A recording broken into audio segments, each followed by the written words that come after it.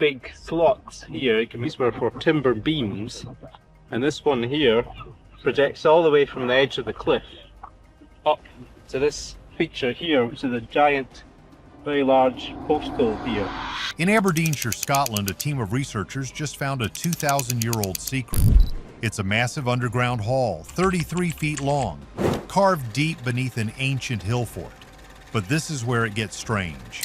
This structure, which has been hidden for millennia, doesn't match anything else from that time period. It's too big, too complex, and the first hints of what it was used for are genuinely shocking. The people who built this were hiding more than just themselves from the Roman armies. The Black Fort's buried secret. Nobody for 2,000 years had any idea what was hiding just a few feet beneath the grass. But then, the Northern Picts Project showed up. This isn't a group of guys with shovels and a hopeful attitude. This is a high-tech team from the University of Aberdeen, and they are hunting for a ghost, a lost civilization, the Picts. These are the people history thinks it knows. The blue-painted, wild-haired savages who stopped the mighty Roman Empire in its tracks. The people who, after fighting Rome to a standstill, just vanished. They faded out of the history books, leaving almost nothing behind but some very confusing, very cool stone carvings. The team, led by Professor Gordon Noble, wanted to find the real Picts, not the cartoon version, and they decided to look at Mortlach. But they didn't just start digging. That's the old way. That's slow. That's like trying to find a needle in a haystack by pulling out one piece of straw at a time. No, this team brought in the big guns. 21st century tech. First, they used LiDAR. Think of it like a laser-powered X-ray from the sky. They fly a drone or a small plane over the hill, and it shoots millions of laser beams at the ground every second. It measures the tiny, microscopic differences in the time it takes for each laser beam to bounce back. The result? It's like peeling the skin of the earth back. It strips away all the trees, all the grass, all the gorse, and shows you the bare, naked skeleton of the land. The first scans came back and the team was already excited. The LiDAR map showed the hill wasn't just a lumpy hill, it was a fortress. You could see the clear, crisp, man-made outlines of massive ramparts. Not one, but multiple lines of ditches and walls circling the summit. This was a huge, complex, and very organized defensive site. It was way bigger and more complex than anyone had thought. But that wasn't the wow moment. The wow moment was a blip, a strange anomaly.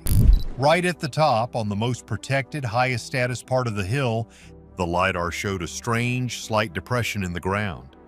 It was subtle. You'd walk right over it and never notice. But the laser doesn't miss.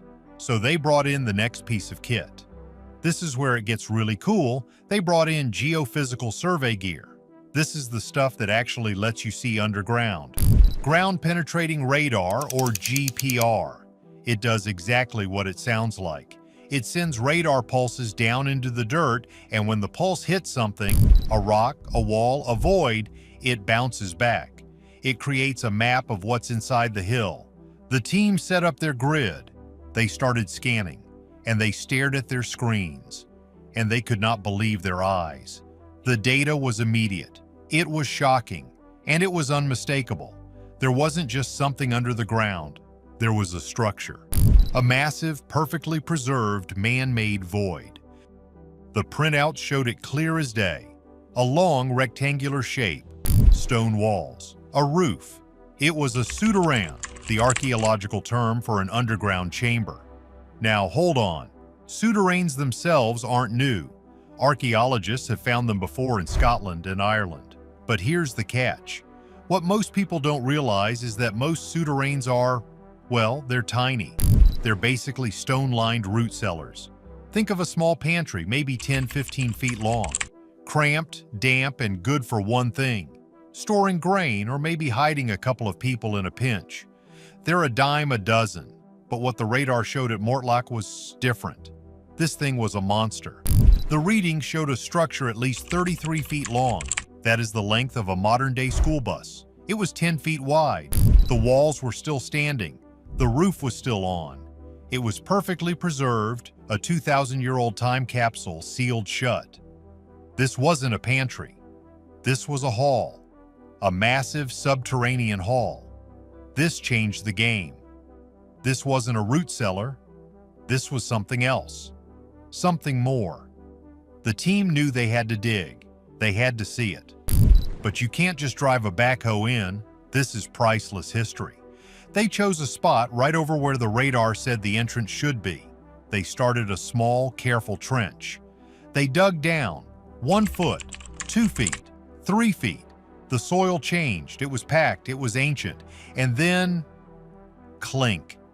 The shovel hit something hard, not a boulder. It was flat. It was cut. They got down on their knees. They started clearing the dirt away with their hands, with brushes.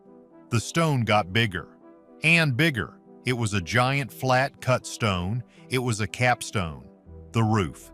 A single piece of the roof weighing hundreds, maybe thousands of pounds. They had found it.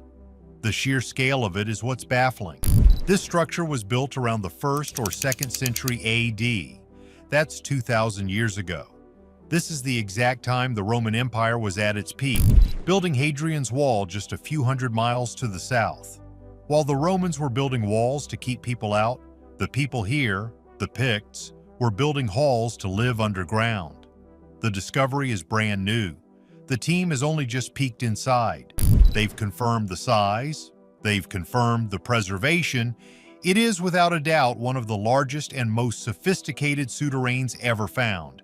It's a 2,000-year-old mystery locked in the dark. And what's inside? Well, it could tell us everything we don't know about the mysterious, savage people who built it. But who were these people? How did a primitive tribe pull off an engineering feat like this? It turns out the primitive part was a 2,000-year-old lie. Scotland's real origins. Yeah, about that.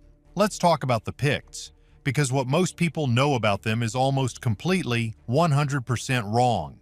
If you've heard of the Picts at all, you probably have a very specific image. You're thinking of Braveheart, but even wilder. Blue-painted men, covered in tattoos, screaming and running naked into battle against fully armored Roman legions. So, here's the deal. Where did that image come from? It came from one place and one place only: Roman propaganda. The Romans were brilliant. They were amazing builders, amazing soldiers, amazing politicians, but they were also masters of the spin. They were the original fake news artists, and when they couldn't conquer a place, they had 2 options. Option 1, pretend it didn't matter. Option 2, describe the people there as such terrifying, inhuman, savage boogeymen that it was no wonder the mighty Roman army couldn't beat them. For the Picts, they chose option 2, and they went all in. The Romans tried for decades to conquer northern Scotland, what they called Caledonia. They just couldn't do it. They'd march an army up, win a battle, and the Picts would just melt back into the hills. They'd turn around and the Picts would be attacking their supply lines. It was a nightmare. It was so bad the Romans built Hadrian's Wall, a 73-mile-long stone wall, 8 feet thick and 15 feet high, just to keep them out.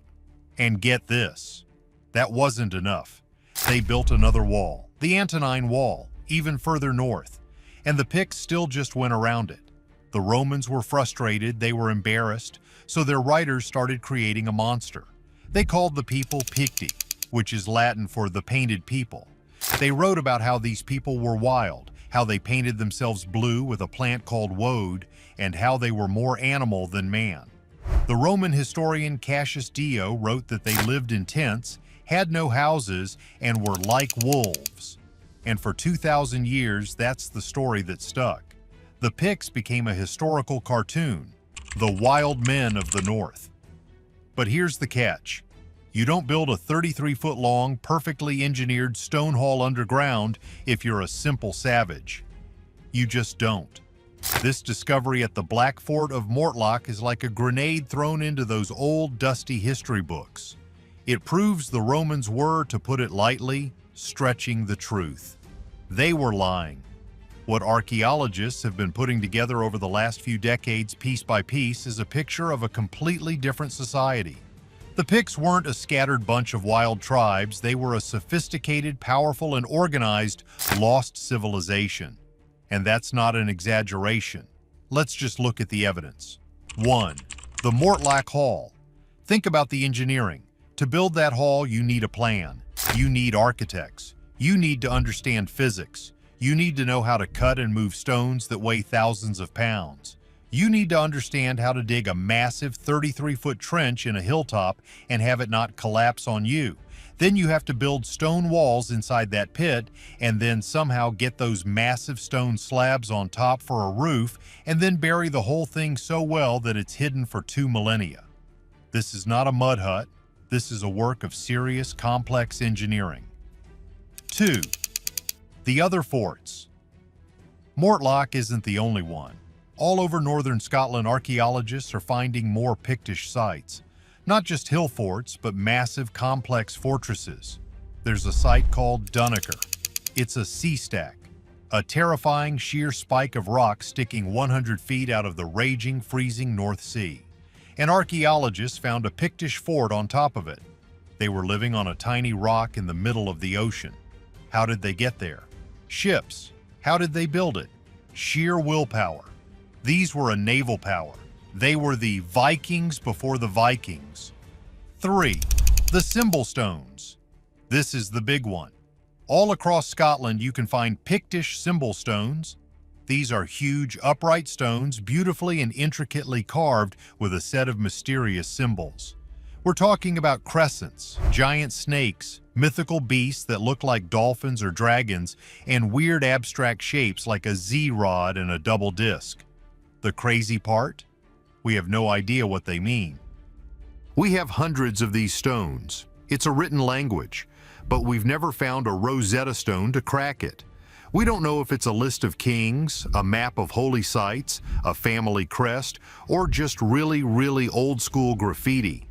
It is one of the last great unsolved mysteries of the ancient world. So let's get this straight. The people the Romans called savages were A. Master stonemasons and engineers. B. Organized into large-scale societies to build massive fortresses. C. A sophisticated naval power. D. Literate with their own written language that we still haven't been able to read. This is not a savage people. This is a kingdom, a complex, powerful, and mysterious society. And here's the real kicker. They just vanished.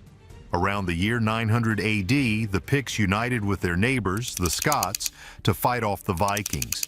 And after that, the word Pict just stops being used. They didn't get wiped out. They didn't all move away. They just merged. Their language, their culture, their name, all of it faded away and was absorbed into what would become the nation of Scotland. That's why this hall at Mortlach is so important. It's a 2,000-year-old voice from a people who left no books, no histories, no stories of their own. All we have is their stone.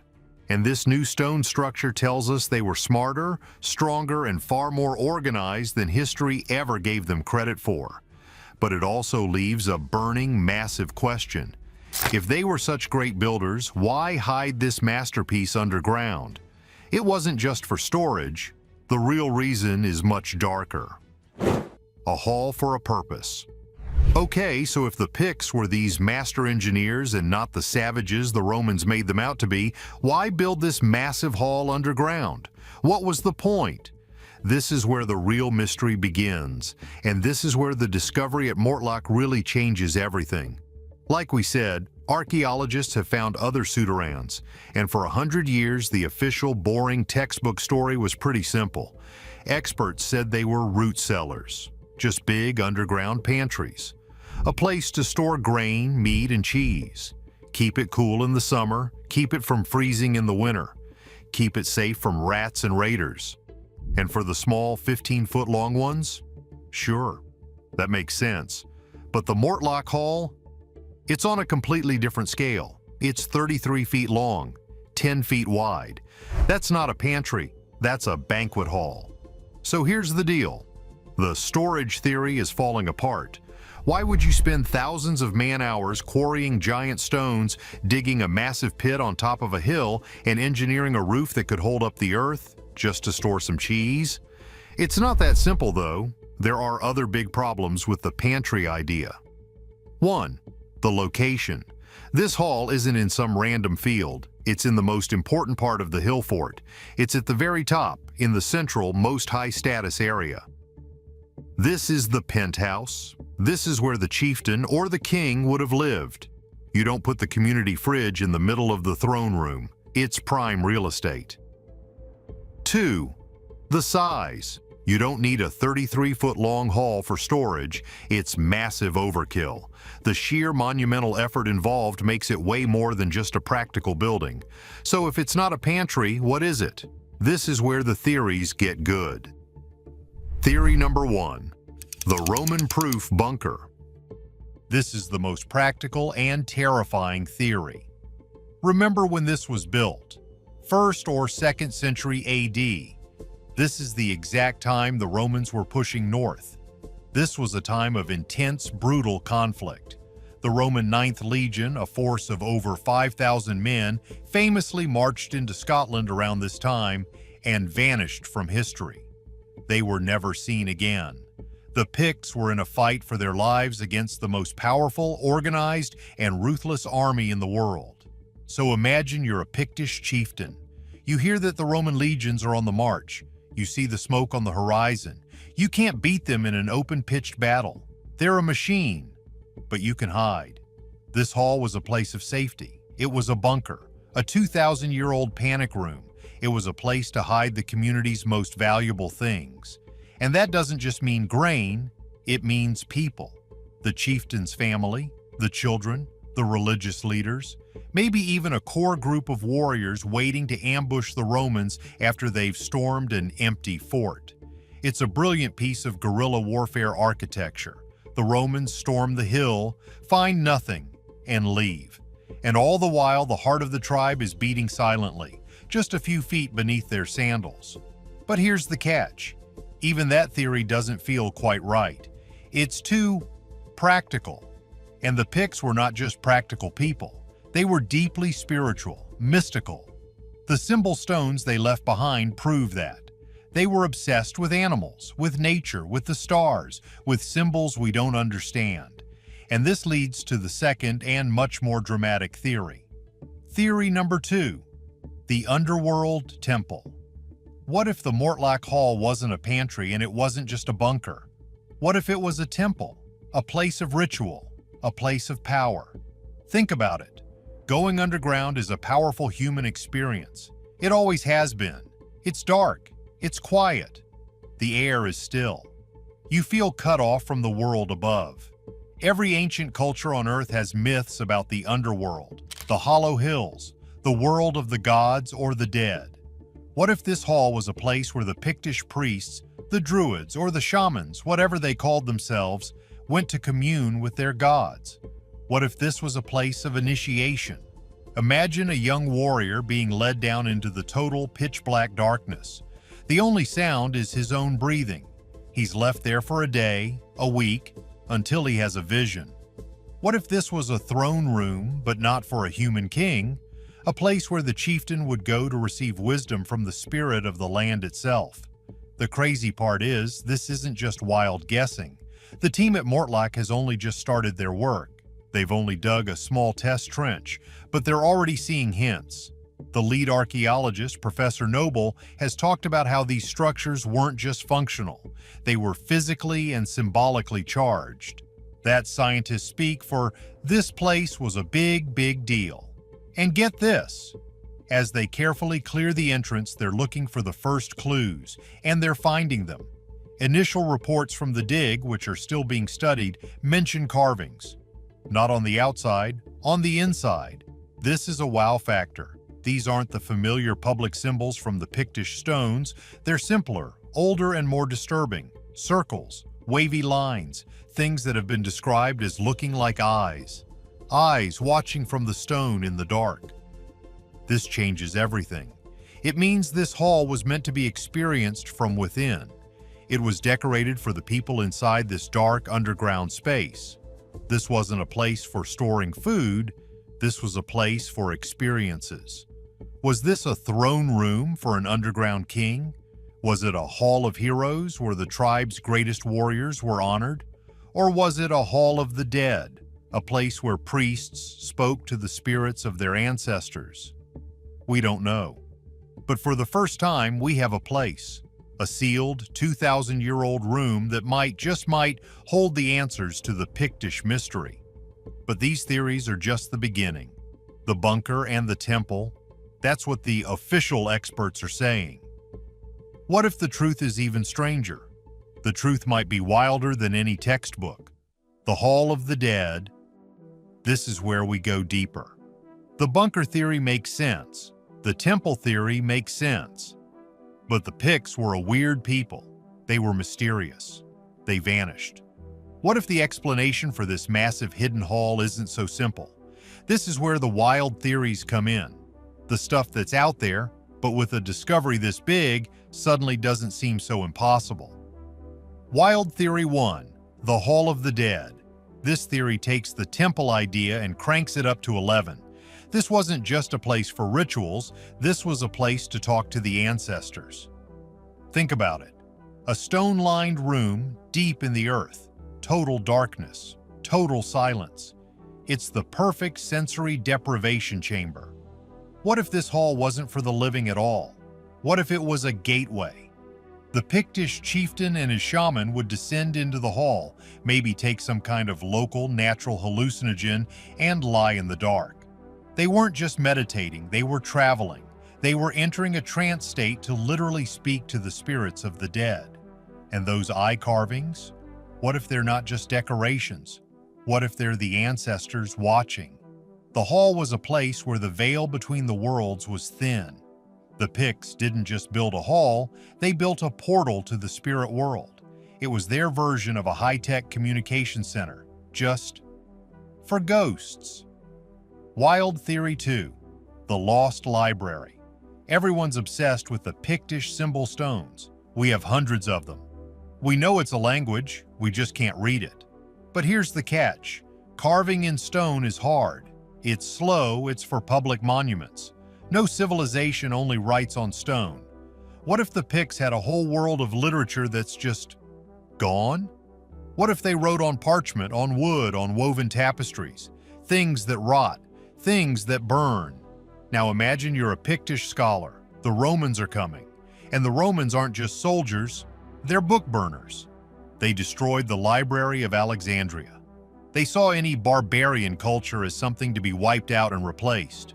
You have to save your people's knowledge, your history, your magic, your medical texts.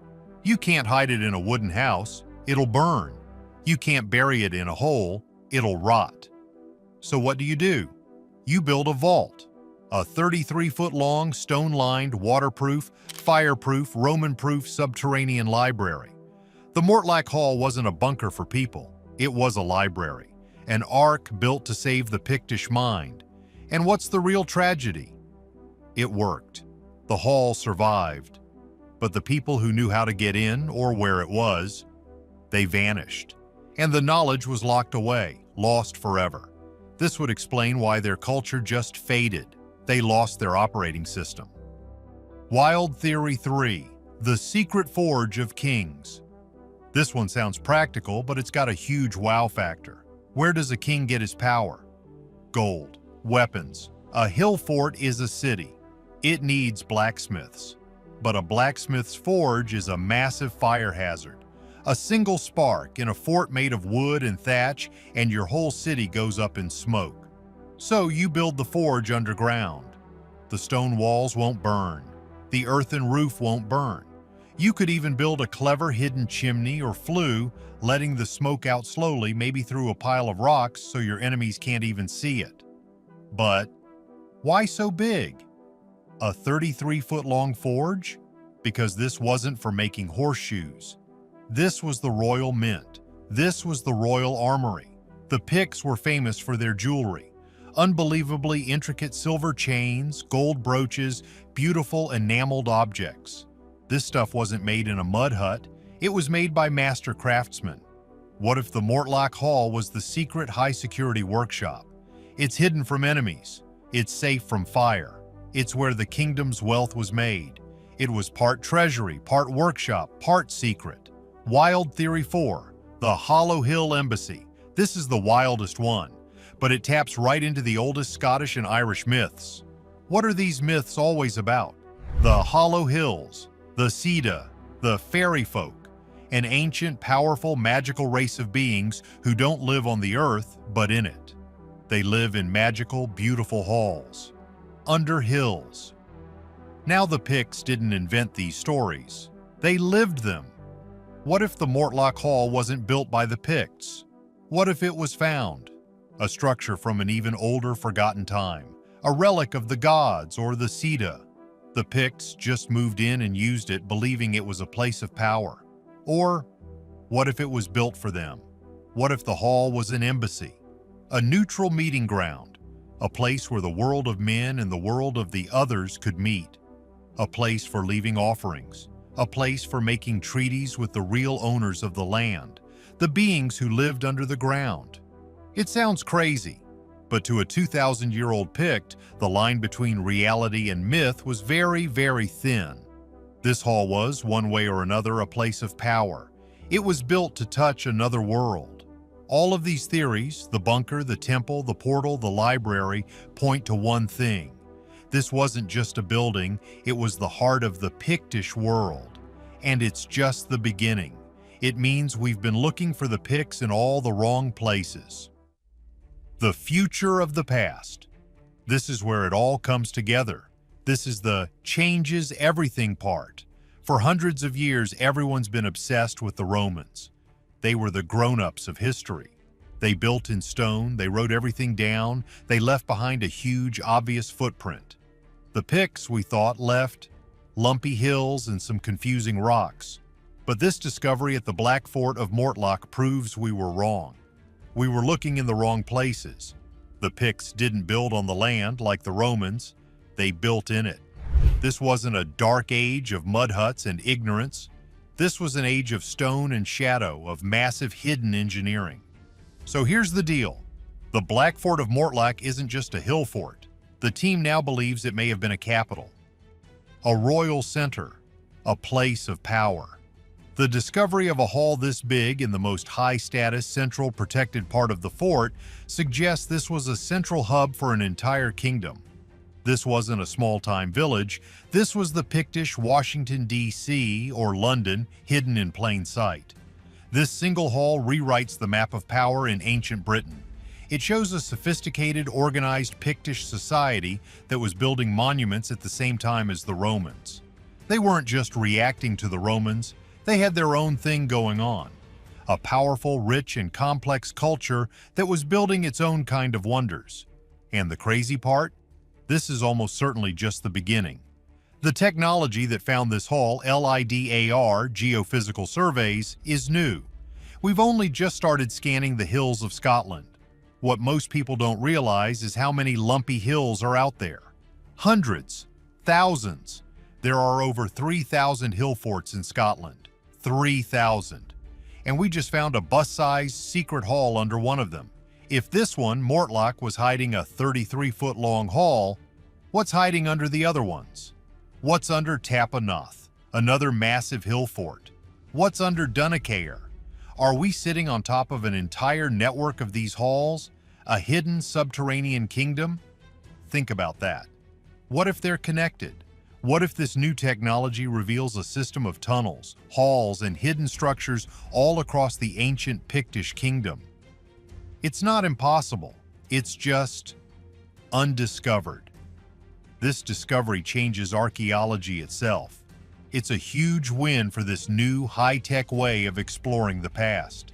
It shows that we don't always have to dig to find things. We can scan. We can see through the earth. We now have X-ray vision for history. For 2,000 years, this was just a hill. Now it's a headline. We are in a golden age of discovery, not just digging. So you're probably wondering, what happens next? Is this all true? Did this happen overnight? The thing is, the discovery was fast. The scan, the eureka moment, that happens in an instant. But the truth, that's the slow part. The team at Aberdeen is now planning a full excavation. It's not going to be on TV next week. It's going to take years. It's going to be slow, painstaking, scientific work. They'll go inch by inch. They'll be sifting the dirt for 2,000-year-old pollen, for tiny animal bones, for broken bits of pottery, for a single rusty nail, anything that can tell us what happened in that dark hall. What are they going to find when they finally lift those massive 1-ton capstones and shine a light inside for the first time in 2 millennia? Will they find a chieftain's grave buried with his weapons? Will they find a store of Roman gold stolen in a raid? Will they find a lost library? Or will they find the Rosetta Stone of the Picts, a carving on the wall that finally lets us read their mysterious lost language? The possibilities are endless. This one hall hidden under one hill has already rewritten the past. It proves the Picts were not savages. They were engineers. They were organized. And they were hiding something. So what do you think? Was this a secret throne room, a bunker, or a portal to the underworld? And what else is hiding under the hills of Scotland? Let us know your theory in the comments. Make sure to like this video and subscribe for more amazing discoveries.